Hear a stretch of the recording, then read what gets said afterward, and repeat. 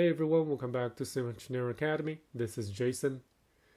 Alright, so this question says the beam shown in this figure is simply supported and the dead load is negligible. A steel plate is attached to the beam sufficiently to fully develop composite section.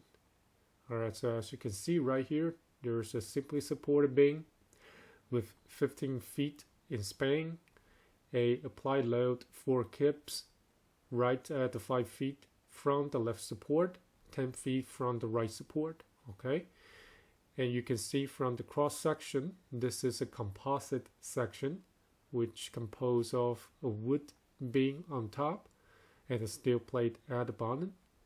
The dimension of the wood beam is 5 inches times 10 inches, and the thickness of the steel plate is 1/8 inches. Okay, the Young's modulus of the wood equals to 1.5 times 10 to the power of 6 psi, and Young's modulus of the steel is 29 times 10 to the power of 6 psi. And we're going to determine the maximum tensile stress in the steel. Alright, so if you have your PE handbook, reference handbook, right, in chapter 1.6.7.3, this is the chapter that talks about composite structure. Alright, so actually we can break it down into several steps to determine our stress, tensile stress. Alright, so first of all, step 1, we will need to determine the modular ratio N. Alright, this equals to E1 over E2. And E2 is defined as the weakest Young's modulus of the two. So in our case, E2 will be 1.5 times 10 to the power of 6, which is the Young's modulus of the wood. So E1 will be the Young's modulus of the steel, 29 times 10 to the power of 6. So we get our modular ratio equals to 19.33.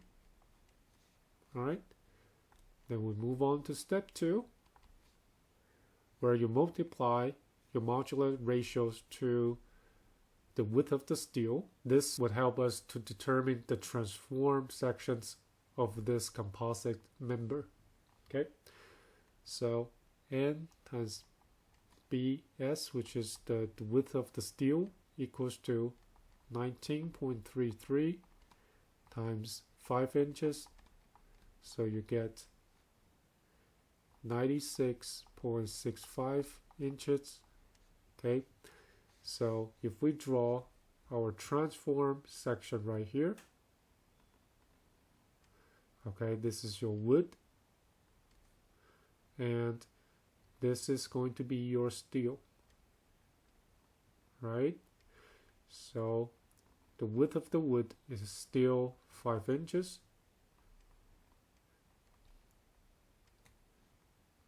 And the height is 10 inches.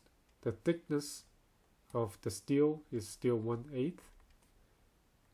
But the transform width of the steel is going to be 96.65 inches. Alright, so you're going to use this transform section to determine the following information. Alright, then we'll move on to step 3. We are going to calculate our Y bar, which is the distance from the centroid of the composite section to the bottom of the section. Okay, alright, then you can take reference from chapter 1.5.6. The Y bar can be determined as summation A times Y divided by A.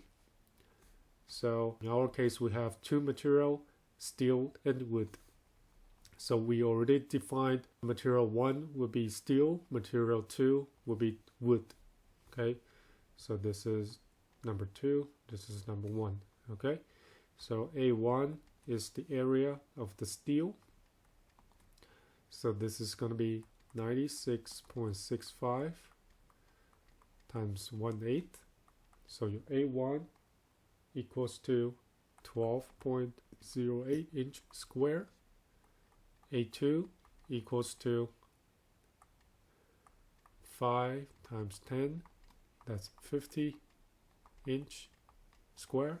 Okay, and then Y1 is going to be 1/16, right? So that's 0.0625, and your Y2 will be 5 inches plus 1/8, so that's 5.125. All right, so if we plug in those data back into this equation, you'll have summation of 12.08 times 0.0625 plus 50 times 5.125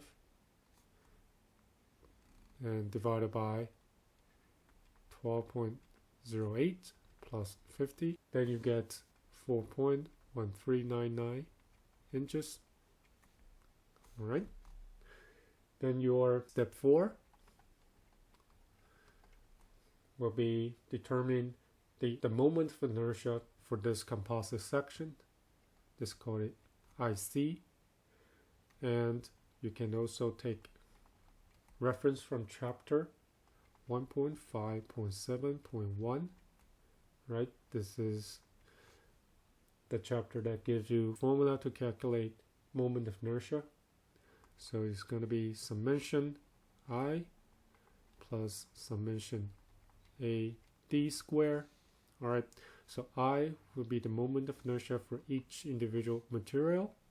A would be the area.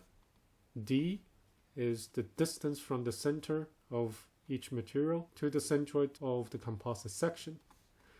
All right, so I1 will be the moment of inertia for the steel. So we get 96.65 times 1/8 cube divided by 12.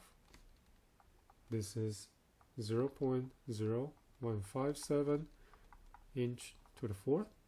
So I2 will be the moment of inertia for the wood itself.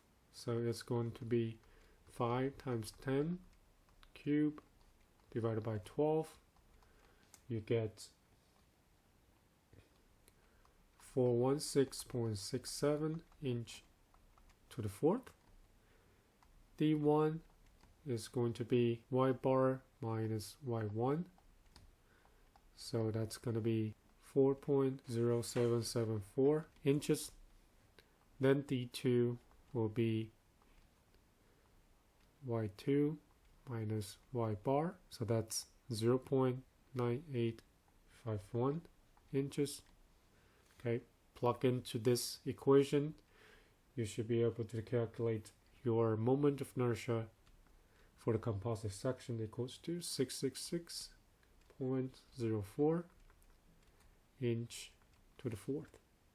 All right, and at the end, you calculate your tensile stress. So this is coming from chapter 1.6.7.3. This will give you, since you're calculating the tensile stress in the steel, this is the stronger material of the two.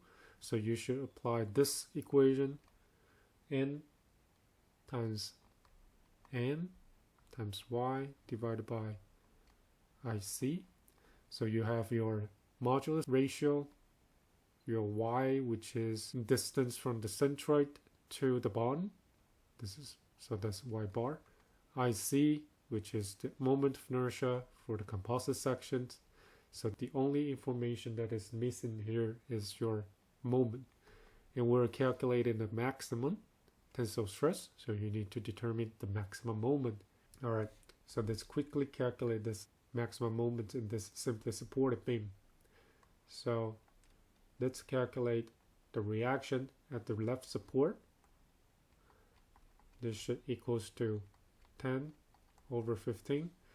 which is the span from the applied load to the right support over the entire span, okay, times 4 kip.